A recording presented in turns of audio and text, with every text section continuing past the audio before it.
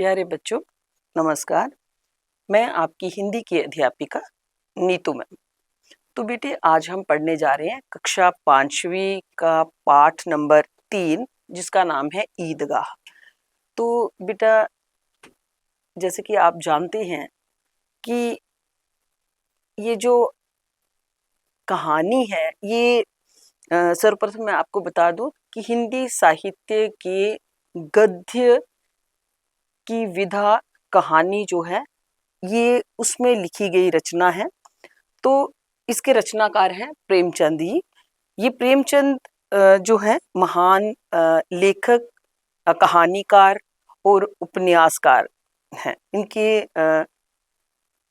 लेखनी में इस प्रकार का जादू था कि ये कल्पना को यथार्थ का रूप दे सकते थे। तो बेटे, ये जो कहानी जिसका नाम है ईदगाह, तो हम सब सर्वप्रथम आपको ये बताते हैं कि ये होती है मस्जिद, और इसको मस्जिद भी कहते हैं और मस्जिद भी कहते हैं साधारण भाषा में। तो जैसे ग्रामीण भाषा में ये मस्जिद भी कहते हैं, इसको मस्जिद भी कहते हैं। तो आगे चलते हैं कि ये जो कहानी है, अब आपके मन में प्रश्न उठ रहा है कि कहानी जो है किसे कहते हैं। तो बेटा, कहानी जीवन के किसी एक पहलू को, एक पक्ष को, या एक जीवन का एक छोटा जो हिस्सा है, उसको कलात्मक गद्य रचना आप कह सकते हैं कि जिसे एक ही बैठक में पढ़ा जा सके। हमारे जीवन की कोई एक ऐसी घटना जिसको एक ही बैठक में हम पढ़ सकते हैं। तो ये प्रेमचंद जी द्वारा लिखित जो कहानी है, इसमें भावनात्मक और बाल मनोविज्ञान को बहुत अच्छे ही तरीके से दर्शाया गया है कि इसका जो मुख्य पात्र है बच्चा हामिद, वो किस प्रकार से अपने इच्छाओं का दमन करके अपनी दादी के बारे में सोचता है। तो जो अभावग्रस्त जीवन है, वो किस प्रकार से बच्चे को समय से पहले ही समझदार बना देता है। तो ये बच्चे सारे खेल रहे हैं, ये गांव का दृश्य है। आज तो आप देखते हैं कि कंक्रीट के जंगल बन गए हैं, गांव की छवि तो कहीं देखने में ही नहीं मिलती। ये ईदगाह है। तो ईदगाह एक खुला मैदान होता है, वहां पर ईद की नमाज अदा की जाती है, और फिर वहां पे एक मेले का भी आयोजन होता है। तो सर्वप्रथम पढ़ेंगे शब्दार्थ। अनगिनत, जिसकी गिनती ना की जा सके। इंतजार, प्रतीक्षा। पर होते हैं पंख, दावा, आक्रमण, हमला या हल्ला। ये दावा के 3 अर्थ हैं। कोश होता है खजाना। शान, गर्व। फायदा, लाभ। संगियों, साथियों। उपेक्षा, लापरवाही। मोहित, आकर्षित। बहादुर, वीर। बावर्ची खाना, रसोई घर। संधि होता है समझौता। खूबसूरत, सुंदर। दुआ, प्रार्थना या विनती।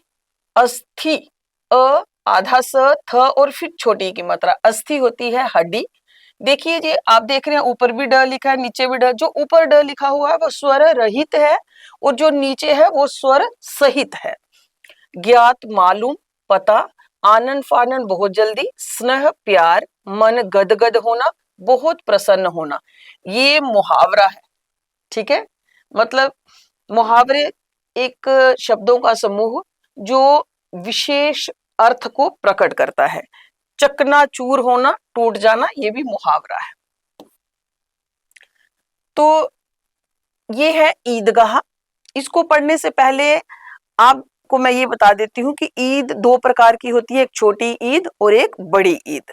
तो एक में कुर्बानी दी जाती है, दूसरी ईद जो है वो जो रमजान के 30 दिन के रोजे जो होते हैं, जब वो खत्म होते हैं उसके बाद में जो ईद आती है उसको ईद उल फितर कहते हैं, और जो दूसरी ईद है जिसमें कुर्बानी दी जाती है उसको ईद उल अजहा कहते हैं। तो अब देखिए, अब हम इसको पढ़ना शुरू करते हैं। रमजान के पूरे 30 रोजों के बाद ईद आई है। गांव में कितनी हलचल है, ईदगाह जाने की तैयारियां हो रही है। किसी के कुर्ते में बटन नहीं है, पड़ोसी के घर से सुई धागा लेने दौड़ा जा रहा है। किसी के जूते कड़े हो गए हैं, मतलब सख्त हो गए हैं, तो उसमें तेल डालने के लिए तेली के घर भागा जाता है। अब तेली आप कहेंगे कौन है? जो तेल निकालने का काम करते हैं, कोल्हू वगैरह होता है उनके यहाँ, तो तेल लेने के लिए उनके घर में जा रहे हैं। जल्दी जल्दी बैलों को सानी पानी दे दें। सानी पानी तो जो भी चारा पानी उनको देना है वो देने। ईदगाह से लौटते लौटते दोपहर हो जाएगी। लड़के सबसे ज्यादा प्रसन्न हैं। किसी ने एक रोजा रखा। रोजा आप सभी जानते ही हैं कि मुस्लिम धर्म में रोजा कहते हैं और हिंदू धर्म में जिसको हम व्रत कहते हैं। हमारे व्रत में फिर भी कुछ खा पी लिया जाता है, लेकिन उनके रोजे जो होते हैं वो सुबह मतलब कि जो भी उनकी अजान होती है उससे पहले पहले कुछ खाते हैं, उसके बाद में सारी दिन पानी तक भी नहीं पीते हैं, और जब शाम को समय आता है रोजा खोलने का तो तब वो रोजे को खोलते हैं। वह भी दोपहर तक किसी ने वह भी नहीं, लेकिन ईदगाह जाने की खुशी उनके हिस्से की चीज है। रोजे बड़े बूढ़ों के लिए होंगे, इनके लिए तो ईद है। रोज ईद का नाम रटते थे, आज वह आ गई। अब जल्दी पड़ी है कि लोग ईदगाह क्यों नहीं चलते, बार बार जेब से अपना खजाना निकाल कर गिनते हैं और खुश होकर फिर रख लेते हैं। महमूद गिनता है 1 2 10 12, उसके पास 12 पैसे हैं। मोहसिन के पास 1 2 3 8 9 15 पैसे हैं। इन्हीं अनगिनत पैसों में अनगिनत चीजें लाएंगे, खिलौने, मिठाइयां, बिगुल, गेंद और जाने। ये देखिए, ये ईदगाह में जो मेला लगा हुआ है ये उसका चित्र है। तो कोई ये जो है झूला ये लेते हैं, यहाँ पे भी ये झूला लेने की जगह है। तो आगे देखिए क्या क्या। और सबसे ज्यादा प्रसन्न है हामिद। हामिद इस कहानी का मुख्य पात्र है। हामिद अपनी बूढ़ी दादी अमीना की गोद में सोता है। हामिद के पांव में जूते नहीं है, सिर पर एक पुरानी दुरानी टोपी है जिसका गोटा काला पड़ गया है। गांव से मेला चला और बच्चों के साथ हामिद भी जा रहा था। कभी सबके सब दौड़कर आगे निकल जाते, फिर किसी पेड़ के नीचे खड़े होकर साथ वालों का इंतजार करते। ये लोग इतने क्यों इतना धीरे धीरे चल रहे हैं? हामिद के पैरों में तो जैसे पर लग गए हैं। पर होते हैं पंख। शहर आ गया, बड़ी बड़ी इमारतें आने लगी। यह अदालत है, यह कॉलेज है, ये क्लब घर है। इतने बड़े कॉलेज में कितने लड़के पढ़ते होंगे? सब लड़के नहीं हैं जी, बड़े बड़े आदमी हैं। सच, उनकी बड़ी बड़ी मूछें हैं। इतने बड़े हो गए, अब तक पढ़ने जाते हैं, ना जाने कब तक पढ़ेंगे और क्या करेंगे इतना पढ़कर। हामिद के मदरसे में 2-3 बड़े बड़े लड़के हैं, बिल्कुल 3 कोड़ी के, रोज मार खाते हैं। काम से जी चुराने वाले। इस जगह भी उसी तरह के लोग होंगे और क्या। सहसा मतलब अचानक से ईदगाह नजर आया। नमाज खत्म हो गई है, लोग आपस में गले मिल रहे हैं। तब मिठाई और खिलौने की दुकान पर दावा होता है। दावा पीछे मैंने आपको इसके अर्थ बताए हैं। हमला, हल्ला मतलब एकदम से चले जाना वहां पर। तो ग्रामीणों का यह दल इस विषय में बालकों से कम उत्साही नहीं था। मतलब जो ग्रामीण लोग होते हैं, कभी कभार शहर में बाहर कहीं आते हैं, तो मतलब उनमें भी बड़ा जोश था, बड़ा उत्साह था। ये देखो हिंडोला, झूला जिसको हम कहते हैं, 1 पैसा देकर चढ़ जाओ। कभी आसमान पर जाते हुए मालूम होंगे, कभी जमीन पर गिरते हुए। जो चरखी ऐसे गोल गोल घूमने वाला झूला जो था, जो ऊपर आपने हिंडोला देखा वो ऐसे घूमता है, तो जो जिसको चरखी बोल रहे हैं वो ऐसे ऐसे घूमने वाला झूला होगा। लकड़ी के हाथी, घोड़े, ऊंट छड़ों से लटके हुए हैं। 1 पैसा देकर बैठ जाओ और 25 चक्करों का मजा लो। महमूद, मोहसिन, नूरे और समी इन घोड़ों और ऊंटों पर बैठते हैं। हामिद दूर खड़ा है। 3 ही पैसे तो उसके पास हैं, अपने कोष मतलब अपने खजाने का 1/3 जरा सा चक्कर खाने के लिए नहीं दे सकता।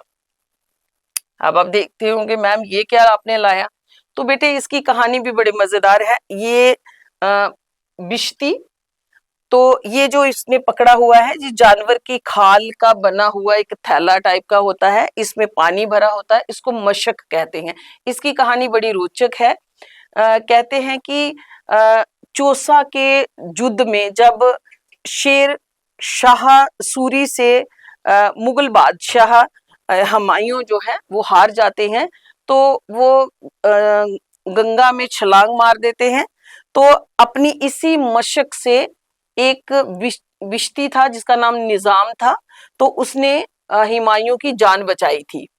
तो अब जब हुमायूं बाद में गद्दी पर बैठते हैं, तो फिर क्या होता है कि एक दिन के लिए निजाम को बादशाह बनाया जाता है। तो एक बादशाह जो है वो चमड़े के सिक्के जो है वो चलाता है अपने नाम से। तो आज भी वो सिक्के पटना के संग्रहालय, जिसको म्यूजियम कहते हैं, या आप उसे अजायब घर भी कह सकते हैं, तो वहां पर आज भी सुरक्षित हैं। तो इनका काम होता था पानी, जैसे युद्ध हो गया या कोई और जहां पे भी इनकी ड्यूटी लगती थी, तो ये इस मशक में पानी भरकर तो ये पानी की व्यवस्था करते थे। तो आप याद रखेंगे कि ये जो है इसको बिश्ती कहते हैं, और ये जो इसने पीछे चमड़े से बना हुआ ये थैला पकड़ा है उसको मशक कहते हैं। तो सब चरखियों से उतरते हैं, अब खिलौने लेंगे। इधर दुकानों की कतार लगी हुई है, तरह तरह के खिलौने हैं। सिपाही और गुजरिया, राजा और वकील, बिश्ती और धोबिन, जो मैंने पीछे आपको चित्र बताया है अभी, ये देखिए इसका खिलौना भी बनाया हुआ है। और धोबिन और साधु, वाह कितने सुंदर खिलौने हैं, अब बोलना ही चाहते हैं। महमूद सिपाही लेता है, खाकी वर्दी और लाल पगड़ी वाला, कंधे पर बंदूक रखे हुए, मालूम होता है अभी कवायद किए चला आ रहा है। मोहसिन को बिश्ती पसंद आया, कमर झुकी है, ऊपर मशक रखे हुए है, मशक का मुंह एक हाथ से पकड़ा हुआ है, बस मशक से पानी उड़ेलना ही चाहता है। नूरे को वकील से प्रेम है, कैसी विद्वता है उसके मुख पर, काला चोगा, नीचे सफेद अचकन, अचकन के सामने की जेब में घड़ी, सुनहरी जंजीर, एक हाथ में कानून का पोथा लिए हुए है, मतलब पोथा किताब को बोला हुआ है। मालूम होता है अभी किसी अदालत से जिरह या बहस किए चले आ रहे हैं। ये सब 2-2 पैसे के खिलौने हैं। हामिद के पास कुछ 3 पैसे हैं, इतने महंगे खिलौने वह कैसे ले। खिलौना कहीं हाथ से छूट पड़े तो चूर चूर हो जाए, मतलब टूट जाए। जरा पानी पड़े तो सारा रंग धुल जाए। ऐसे खिलौने लेकर वह क्या करेगा, लेकिन ललचाई हुई आंखों से खिलौनों को देख रहा है और चाहता है कि जरा देर के लिए उन्हें हाथ में ले सकता। ये अब उसकी सोच है, क्योंकि उसके पास पैसे कम है। मैंने पहले ही आपको बताया कि जो मेन पात्र जो है, इसका मुख्य पात्र जो है कहानी का, हामिद, उसके माता पिता नहीं है, दादी के पास रहता है, और वो जो है समय से पहले ही उसको समझदार बना दिया है हालात ने। खिलौनों के बाद मिठाइयां आती हैं, किसी ने रेवड़ियां ली, किसी ने गुलाब जामुन, किसी ने सोहन हलवा, सभी मजे से खा रहे हैं। मिठाइयों के बाद कुछ दुकानें लोहे की चीजों की हैं, कुछ गिल्ट और कुछ नकली गहनों की। लड़कों के लिए यहाँ कोई आकर्षण नहीं था, वे सब आगे बढ़ जाते हैं। हामिद लोहे की दुकान पर रुक जाता है, कई चिमटे रखे हुए थे, उसे ख्याल आया दादी के पास चिमटा नहीं है, तवे से रोटियां उतारती हैं तो हाथ जल जाता है, अगर वह चिमटा ले जाकर दादी को दे दे तो वह कितनी प्रसन्न होंगी, फिर उनकी उंगलियां कभी ना जलेंगी, घर में एक काम की चीज हो जाएगी। खिलौने से क्या फायदा, तो बेटे देखिए कि किस प्रकार से जब बच्चा जो है वो एक मेले में गया है, कितनी भावनात्मक कहानी जो है रचनाकार ने हमारे सामने प्रस्तुत की है कि बच्चा जो है वो अपनी इच्छाओं को किस प्रकार से दबा रहा है और अपनी दादी के बारे में सोच रहा है। हामिद के साथी आगे बढ़ गए, सबील पर सबके सब शरबत पी रहे हैं। देखो सब कितने लालची हैं। सबील क्या होती है? अब आप कहेंगे, आपने रास्ते में कई बार देखा होगा कि लोगों ने मीठे पानी की फ्री की वो स्टॉल जैसा लगाया होता है, उसको सबील कहते हैं।